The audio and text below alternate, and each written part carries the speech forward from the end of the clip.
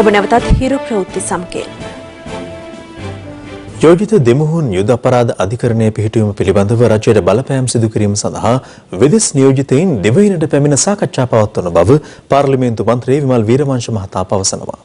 මන්ත්‍රීවරයා මේ අදහස් පළ කළේ අද පාදුක්ක ප්‍රදේශයේ පැවති ජන හමුවකට එක්වෙමින්. අද පාන්දර ආව විදේශිකයෝ 4 දෙනෙක් ලංකාවට. එතන ඉන්නවා ඇමරිකා එක්සත් ජනපදයේ එක්කෙනෙක්, කැනඩාවේ දෙන්නෙක්, දකුණු කොරියාවේ එක්කෙනෙක්. මොකටද ආවේ? යෝජිත දෙමුහුන් යුද අපරාධ අධිකරණයේ පිහිටුවීම පිළිබඳව සොයා බලන්න සහ රජයට අවශ්‍ය බලපෑම සහ මෙහෙයවීම කරන්න. රජයේ නිලධාරීන් සහ එක්සත් ජාතීන්ගේ සංවිධානයේ කොළඹ කාර්යාලයේ නිලධාරීන්ගේ සාකච්ඡාවකට සහභාගී වෙනවා. යුනිසෙෆ් එකෙන් තමයි මේ මුදල් ගෙවන්නේ. දැන් එතන මේ සාකච්ඡාව යනවා. මොකද්ද මේ වෙන්නේ? පෙරටුකාමී සමාජවාදී පක්ෂයේ දේශපාලන මණ්ඩල සභික කුමාර් ගුණරත්න මතරංගුවට ගැනීම සම්බන්ධයෙන් හිටපු ආරක්ෂක ලේකම් ගෝඨාභය රාජපක්ෂ මහතා සත්‍යාන්ත පුවත්පතකට කර ඇති ප්‍රකාශය පිළිබඳව සමාජය තුළ මේ වන විට දැඩි කතා බහක් නිර්මාණය වී තිබෙනවා. ජීවිතයක තදි මෙයාව අත්අඩංගුවට ගන්න ඕනකම තිබුණානේ. අනුර කුමාරලාට පෙරටුගාමීන්ගේ ලොකු තර්ජනයක් වුණානේ. අනුර කුමාරට අවශ්‍ය වුණා ගුණරත්නම අත්අඩංගුවට අරගෙන පිටුවහල් කරන්න. ඒ සම්බන්ධයෙන් එයා මට කීප වතාවක්ම කතා කරා.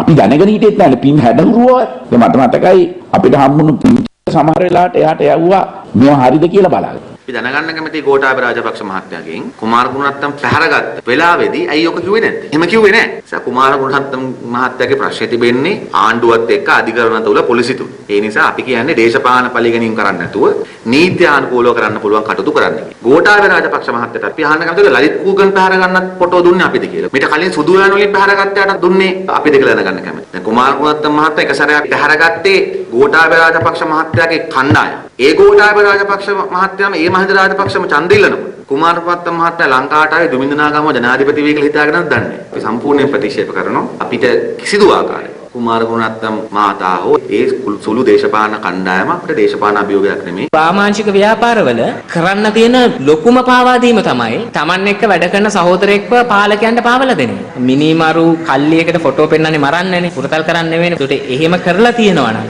ඒක ජනතා විමුක්ති පෙරමුණේ හෘද සාක්ෂිය පිළිබඳ ප්‍රශ්නයක්. හැබැයි දැන් ඉන්න අය ප්‍රවේශම් වෙන්න ඒගොල්ලන්ටත් මෙවැනි ඉරණම් මත් වෙන්න පුළුවන්. මේක ඇත්ත නම් මේ කියන්නේ. හැබැයි ගෝඨාභය රාජපක්ෂ කියන දේවල් මත විශ්වාසය තියන්නත් බෑ. මොකද මීට කාලයකට කලින් එයා කිව්වේ මොනවද? ආගමන විගමන නීති උල්ලංඝනය කිරීමේ චෝදනාව යටතේ පෙරටුගාමී සමාජවාදී පක්ෂයේ දේශපාලන මණ්ඩල සභික කුමාර් ගුණරත්නම් පසුගිය 4 වෙනිදා කෑගල්ල අඟුරුවැල්ල ප්‍රදේශයේදී අත්අඩංගුවට ගැනුණා. ආගමන විගමන පාලක ජනරාල් එම්.එන්. රණසිංහ මහතා ප්‍රකාශ කළේ සංචාරක වීසා මත මෙරටට පැමිණ සිටි කුමාර් ගුණරත්නම්ට වීසා ඉදිරිපත් කරන ලෙස අවස්ථා කිහිපයකදී ලිඛිතව දැනුම් දුන් බවයි. ඒත් ඔහු ආගමන විගමන දෙපාර්තමේන්තුවට ඉදිරිපත් නොවීම නිසා තමන් පොලිසියට කළ දැනුම් දීම මත කුමාර් ගුණරත්නම් අත්අඩංගුවට ගත් බව රණසිංහ මහතා ප්‍රකාශ කළා. ආගමන විගමන පාලකවරයා වැඩිදුරටත් සඳහන් කළේ මෙවැනි අවස්ථාවකදී සිදු කරන්නේ රටින් පිටුවහල් කිරීම නොව ඉවත් කිරීම සඳහා නියෝගයක් ලබා ගැනීම බවයි. හම්බන්තොට වරායෙන් නෞකාවලට ඉන්ධන සැපයීමේදී මහා පරිමාණ මූල්‍ය අක්‍රමිකතාවක් සිදුව ඇති බව අමාත්‍ය අර්ජුන රණතුංග මහතා පවසනවා. අද පස්වරුවේ හම්බන්තොට වරායේදී අමාත්‍යවරයා මේ බව සඳහන් කළා. වරාය හා නාවික කටයුතු අමාත්‍ය අර්ජුන රණතුංග මහතා හම්බන්තොට වරායට පැමිණියේ එහි ඉන්ධන ගබඩා සංකීර්ණයේ කටයුතු නිරීක්ෂණය කිරීම සඳහායි. නාවික ක්ෂේත්‍රයේ අඩුම ඉල්ලුමක් ඇති මෙරින් ගෑස් ඔයිල් නම් ඉන්ධන වර්ගය පසුගිය රජයේ සමයේ මිලදීගෙන හම්බන්තොට වරායේ ඉන්ධන ගබඩා සංකීර්ණයේ ගබඩා කිරීම සහ එම ඉන්ධන අලෙවි කිරීම ඇතුළු කාර්යවලදී හම්බන්තොට වරායට ඩොලර් මිලියන 19ක වැඩිපාඩුවක් සිදු ඇති බව එම නිරීක්ෂණයෙන් අනතුරුව අමාත්‍යවරයා සඳහන් කළා. खनिज तेल नीतिगत संस्थाव කොළඹට ගෙන ආපු තෙල් තත්වය දුර්වල හින්දා ආපහු යවපු තෙල් ටික මාගම්පුර වරායට ලබාගෙන තියෙනවා. අද වෙනකොට විශාල මුදලකට අපි අරගෙන ඒ මුදලෙන් 3න් 1කටවත් අපිට විකුණ ගන්න බැරි වෙලා තියෙනවා. ඉතින් අද ඩොලර් මිලියන 19.2ක පාඩුවක් මාගම්පුර වරායට සිද්ධ වෙලා තියෙනවා. ඊට අමතරව අපි බැංකු අයිරාව හැටියට ඉන්ට්‍රස්ට් එක අපි ගෙවන්න ඕනේ ඩොලර් ලක්ෂ 6ක්. මේ කරපු වැඩෙන් වෙන පාඩුව කවදා හරි කරගහන්න වෙන්නේ මේ රටේ මහ ජනතාව.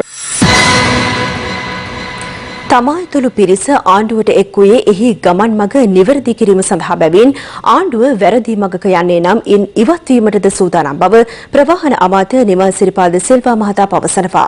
අමාත්‍යවරයා මේ අදහස් පළ කළේ බදුල්ල මුදුමාල ප්‍රදේශයේ පැවති ජන හමුවකට එක් වෙමින්.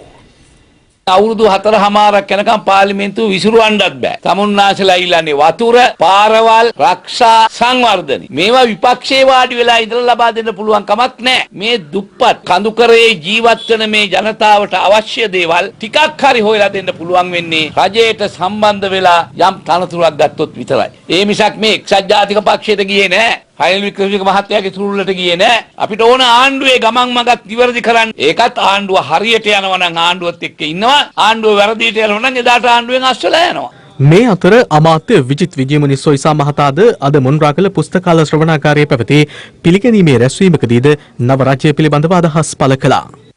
මේ කතාව කියන්නේ ඔය ඇමතිකම් ගත්ත හැමෝම රනිල් වික්‍රමසිංහ අමතක කරනවා. හැබැයි කැබිනට් එකේ රනිල් වික්‍රමසිංහ මහත්තයා යටතේ පාර්ලිමේන්තුවේ අගමැතිවරයා යටතේ තමයි අපි ඉන්නේ. UNPත් එක්ක අපි එකතු වෙලා තියෙන්නේ. හැමදාම එකට ආණ්ඩු කරන්න නෙමෙයි. වෙනම ආණ්ඩුවක් අපි ගන්න ඕනේ. අපේ පක්ෂේ වෙනම ආණ්ඩුවක් අපි පිහිටවන්න ඕනේ. එතකොට අපි වෙනම ආණ්ඩුවක් ගන්න කලින් අර කතාවක් තියෙනවා කැල්ල බඳින්න කලින් බෙල්ල ඕනේ. එහෙනම් බෙල්ල බේරගෙන ඉන්න ඕනේ. මොකද්ද? මේ රට බේරගෙන ඉන්න ඕනේ. අයවැය රට හමුවේ තැබීමට තව ඉතිරිව ඇත්තේ දින 12ක් පමණයි. ඔබේ අයවැය සකස් විය යුත්තේ කෙසේද යන්න ඔබෙන්ම විමසමින් රට වටා යන හිරු අයවැයට පෙර විශේෂාංගයේ අද ගමනාන්තය වන්නේ නුවරඑළියයි. කෘෂිකර්මයේ නැංවීම සඳහා ගොවීන්ගේ අදහස් රැගෙන අපි රාත්‍රියේම නුවරඑළිය බලා පිටත් වුණේ ඔබේ අදහස් රටට කියන්න තවත් ප්‍රමාද නොවීමේ අරමුණින්.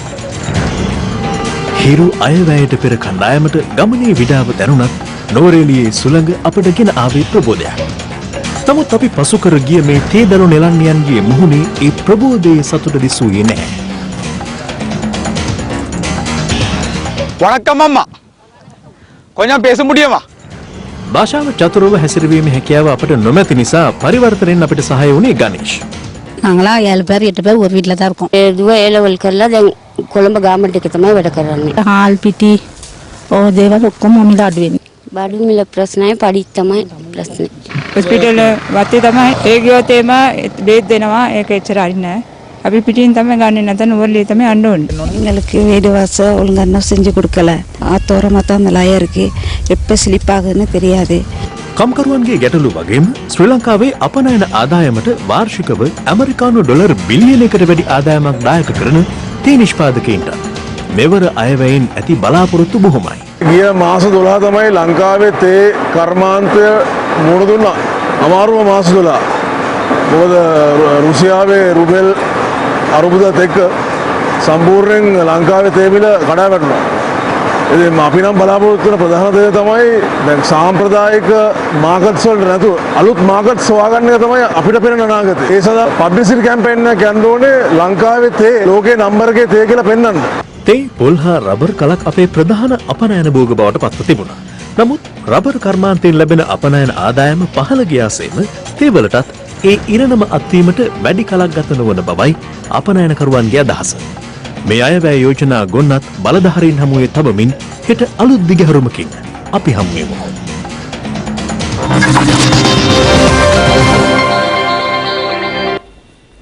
මරණ දඬුවම ලිහිල් කරන ලෙස ඉල්ලා පල්ලේකැලේ දුම්බර බන්ධනාගාරයේ සහ වැලිකඩ බන්ධනාගාරයේ රැදවියන් පිරිසක් උපවාසයක් ආරම්භ කර තිබෙනවා. පල්ලේකැලේ දුම්බර බන්ධනාගාරයේ රැදවියන් මෙම උපවාසය මීට දින දෙකකට පෙර සිට ආරම්භ කර ඇති අතර ඊට මරණ දඬුවම නියම වූ රැදවියන් 115 දෙනෙකුද එක්ව සිටින බවද බන්ධනාගාර ප්‍රකාශකයෙකු සඳහන් කළා. මේ අතර වැලිකඩ බන්ධනාගාරයේ මරණ දඬුවම නියම වූ රැදවියන් කිහිප දෙනෙකු එහි වහලය මත නැගී විරෝධතාවක් ආරම්භ කර තිබෙනවා. දැන් තවත් දේශපාලන කිහිපයක් සමගින් රටවටා හිරු. රටවටා හිරු.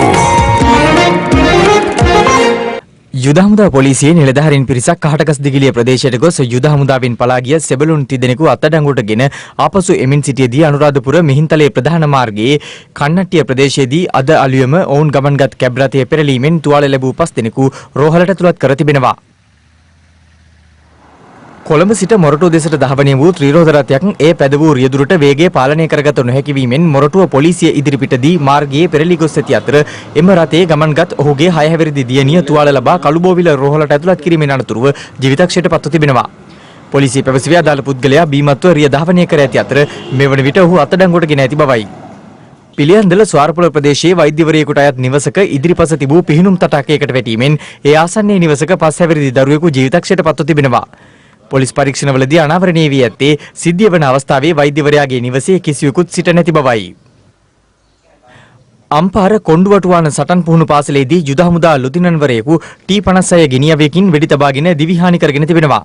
මෙලෙස මියගොස් ඇත්තේ දෙහියත්තකණ්ඩිය සඳුන්පුර පොදු සේවා කඳවුරට අනුයුක්තව සේවය කළ චාමර සුදර්ශන කැරවගොඩ නැමැති 27 හැවිරිදි අයෙක්.